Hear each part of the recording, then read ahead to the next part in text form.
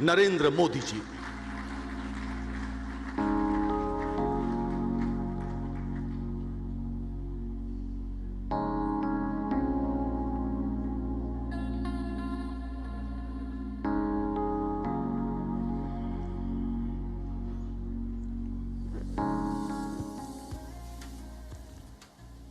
उत्तर प्रदेश के यशस्वी मुख्यमंत्री श्रीमान योगी आदित्यनाथ जी, लखनऊ के सांसद और भारत सरकार के हमारे वरिष्ठ साथी श्रीमान राजनाथ सिंह जी, केंद्रीय मंत्रिमंडल के मेरे अन्य सहयोगीगण, यूपी के उप मुख्यमंत्री, राज्य सरकार के मंत्रीगण, विधानसभा और विधान परिषद के स्पीकर महोदय, यहाँ उपस्थित उद्योग जगत के सभी साथी, अन्य महानुभाव, देवी और सज्जनों, सबसे पहले तो मैं उत्तर प्रदेश के सांसद के नाते, काशी के सांसद के नाते निवेशकों का स्वागत करता हूं और निवेशकों का मैं इसलिए धन्यवाद करता हूं कि उन्होंने उत्तर प्रदेश की युवा शक्ति पे भरोसा किया है। उत्तर प्रदेश की युवा शक्ति में वो सामर्थ्य है कि आपके सपनों और संकल्पों को नई उड़ान, नई ऊंचाई देने का सामर्थ्य उत्तर प्रदेश के नौजवानों में है। और आप जिस संकल्प को लेकर के आए हैं, उत्तर प्रदेश के नौजवानों का परिश्रम, उनका पुरुषार्थ, उनका सामर्थ्य, उनकी समझ, उनका समर्पण आपके सभी सपने संकल्पों को सिद्ध करके रहेगा, ये मैं आपको विश्वास दिलाता हूं। काशी का सांसद हूं तो एक सांसद के नाते मैं ये लोभ छोड़ नहीं सकता हूं, मोह छोड़ नहीं सकता हूं। तो मैं इतना तो चाहूंगा कि आप लोग बहुत व्यस्त होते हैं, लेकिन कभी समय निकाल करके मेरी काशी देख के आइए। काशी बहुत बदली,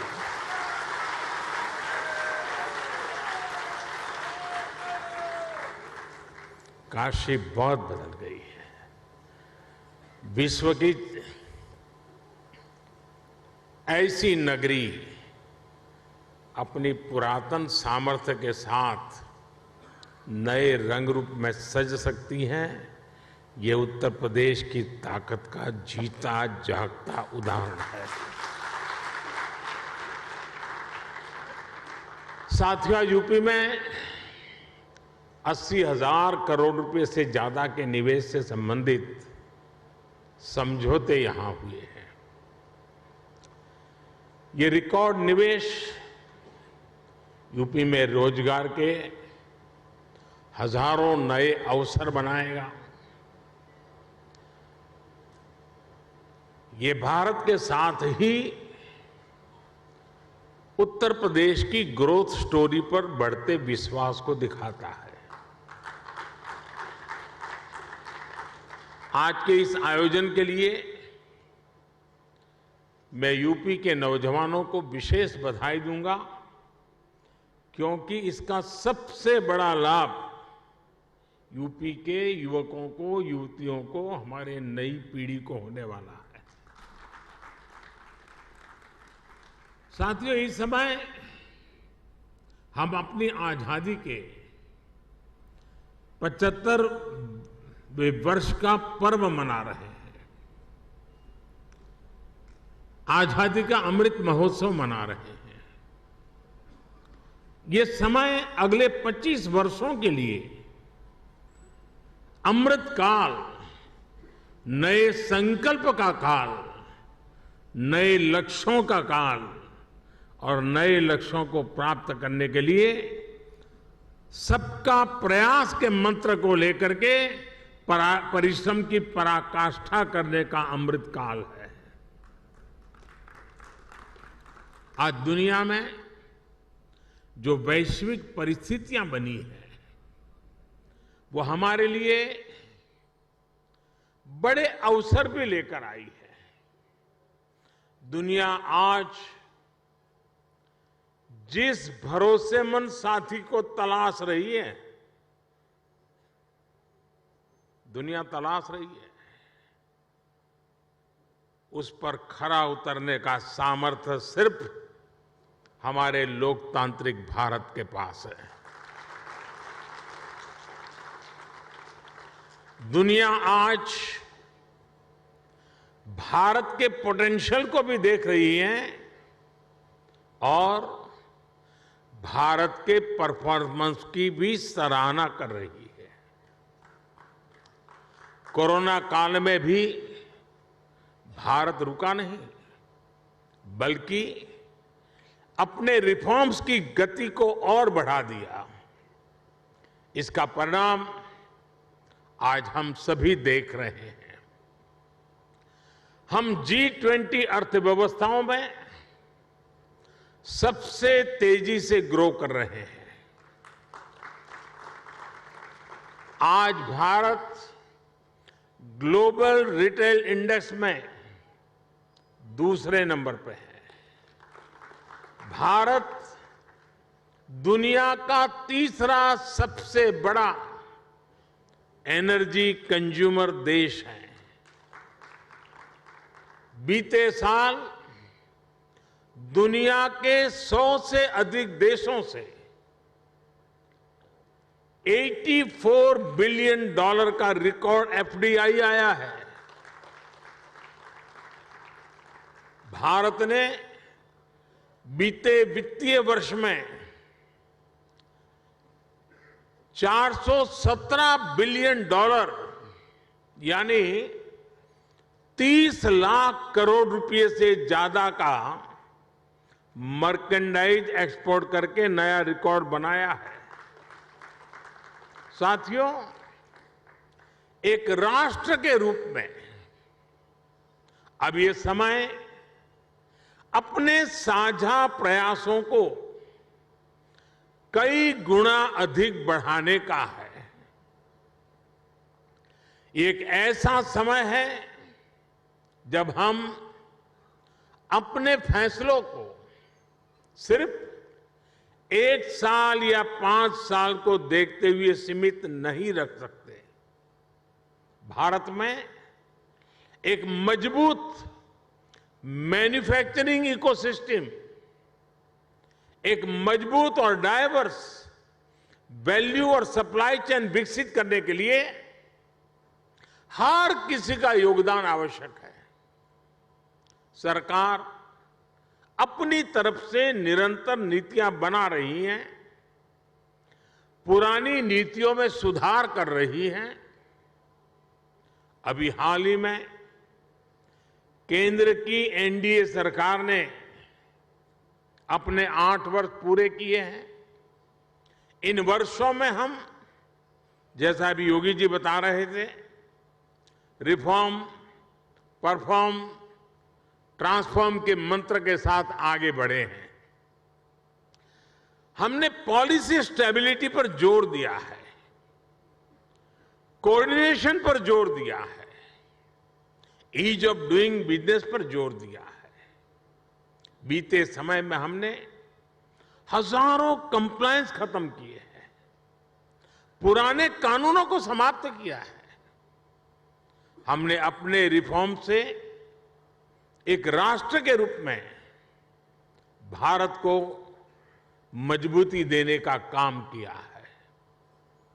one nation, one tax GST हो, वन नेशन वन ग्रिड हो, one nation one mobility card हो, one nation one ration card हो, ये सारे प्रयास हमारी ठोस और स्पष्ट नीतियों का प्रतिबिंब है। जब से यूपी में डबल इंजन की सरकार बनी है, तब से यूपी में भी इस दिशा में तेजी से काम हो रहा है। विशेषकर यूपी में जिस प्रकार कानून व्यवस्था की स्थिति सुधरी है, उससे व्यापारियों का भरोसा लौटा है, बिजनेस के लिए सही माहौल बना है। बीते वर्षों में यहां की प्रशासनिक क्षमता और गवर्नेंस में भी सुधार आया है। इसलिए आज जनता का विश्वास योगी जी की सरकार पर है और जैसे उद्योग जगत के साथी अपने अनुभव के आधार पर अभी उत्तर प्रदेश की सराहना कर रहे थे, मैं सांसद के नाते अपने अनुभव बताता हूं। कभी हमने कोई उत्तर प्रदेश के एडमिनिस्ट्रेशन से निकट से नहीं देखा था। कभी मुख्यमंत्रियों की मीटिंगों में लोग आया करते थे तो वहां के एजेंडा कुछ अलग होते थे, लेकिन एक सांसद के रूप में जब मैं यहां काम करने लगा तो मेरा विश्वास अनेक गुना बढ़ गया कि उत्तर प्रदेश का ब्यूरोक्रेसी, उत्तर प्रदेश के एडमिनिस्ट्रेशन में वो ताकत है जो देश उनके पास चाहता है। जो बात उद्योग जगत के लोग कह रहे थे, एक सांसद के नाते मैंने स्वयं ने इस सामर्थ्य को अनुभव किया है और इसलिए मैं यहां सरकार के सभी ब्यूरोक्रेट्स, सरकार के छोटे मोटे हर व्यक्ति को ये जो मिजाज उनका बना है, इसके लिए बधाई देता हूं, उनका अभिनंदन करता हूं। साथियों, आज यूपी की जनता ने 37 साल बाद किसी सरकार को फिर से सत्ता में वापस लाकर अपनी सेवा की जिम्मेदारी सौंपी है। साथियों, उत्तर प्रदेश में भारत की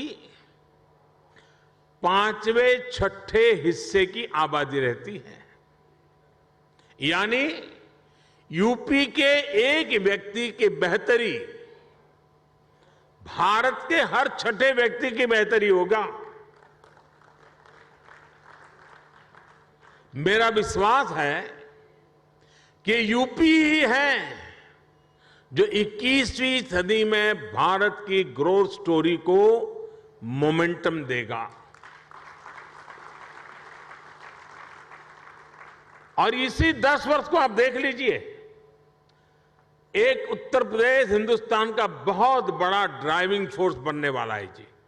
ये 10 वर्ष आपको दिखाई देगा, जहां परिश्रम की पराकाष्ठा करने वाले लोग हों, जिस प्रदेश में देश की कुल आबादी का 16% से अधिक कंज्यूमर बेस हो, जहां 5 लाख से अधिक आबादी वाले 1 दर्जन से ज्यादा शहर हो,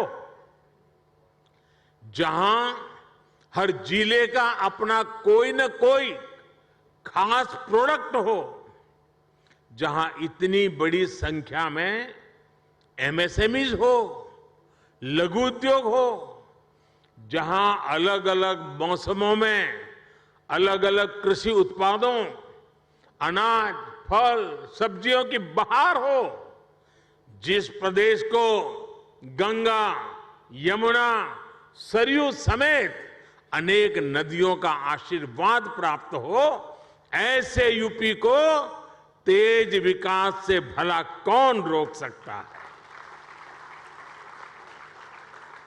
साथियों, अभी इस बजट में ही हमने गंगा के दोनों किनारों पर, भारत सरकार के बजट की बात कर रहा हूं, 5-5 किलोमीटर के दायरे में केमिकल फ्री नेचुरल फार्मिंग का कॉरिडोर बनाने की घोषणा की है।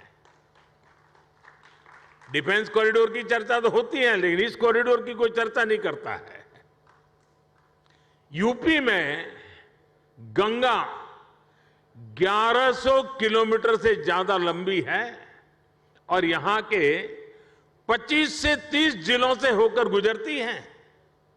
आप कल्पना कर सकते हैं कि नेचुरल फार्मिंग की कितनी बड़ी संभावना यूपी में बनने जा रही है।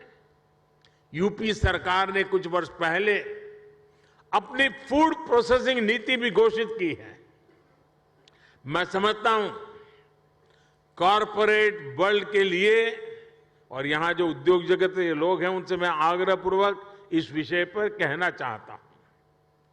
कॉरपोरेट वर्ल्ड के लिए इस समय एग्रीकल्चर में इन्वेस्टमेंट की एक गोल्डन अपॉर्चुनिटी है।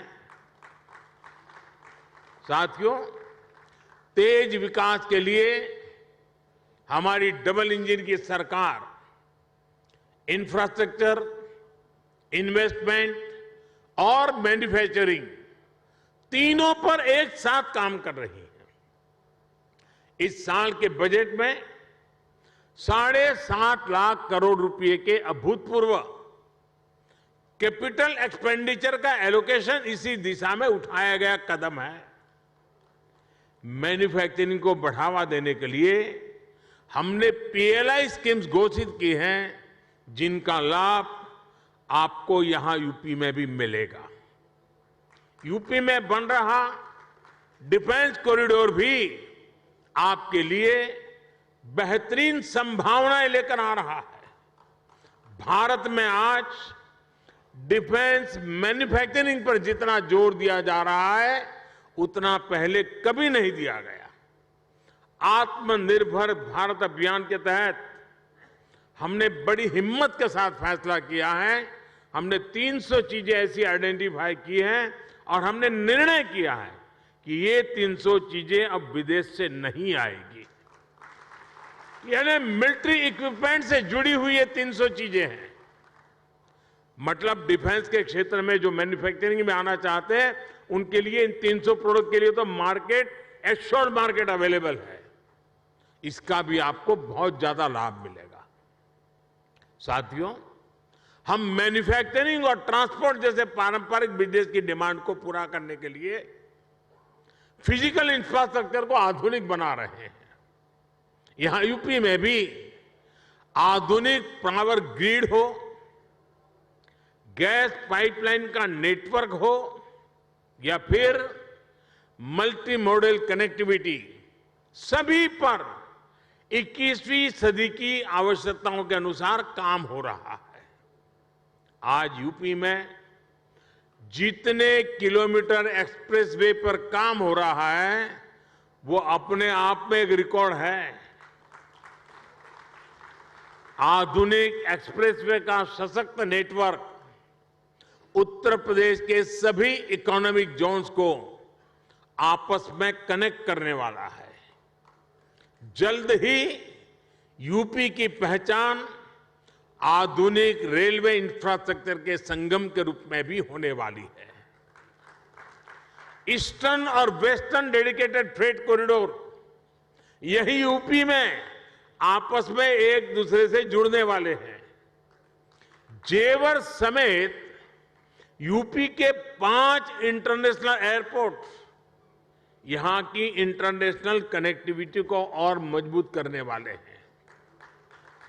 ग्रेटर नोएडा का क्षेत्र हो या फिर वाराणसी, यहां 2 multi modal logistic transport hub का निर्माण भी हो रहा है। इंडस्ट्रियल स्ट्रेटेजी के हिसाब से, लॉजिस्टिक के हिसाब से यूपी देश के सबसे आधुनिक इंफ्रास्ट्रक्चर वाले राज्यों में शामिल हो रहा है। यूपी में बढ़ती हुई ये कनेक्टिविटी और बढ़ता हुआ इन्वेस्टमेंट यूपी के युवाओं के लिए अनेक नए अवसर लेकर आ रहा है। साथियों, आधुनिक इंफ्रास्ट्रक्चर के निर्माण में गति आए, इसके लिए हमारी सरकार ने पीएम गति शक्ति नेशनल मास्टर प्लान बनाया है।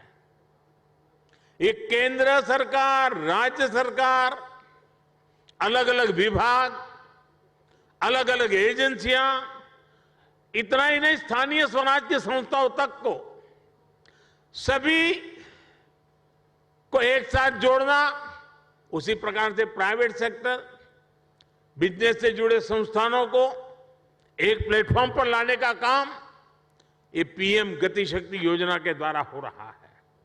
इस प्लेटफॉर्म के माध्यम से किसी भी प्रोजेक्ट से जुड़े हर स्टेक होल्डर को रियल टाइम जानकारी मिलेगी।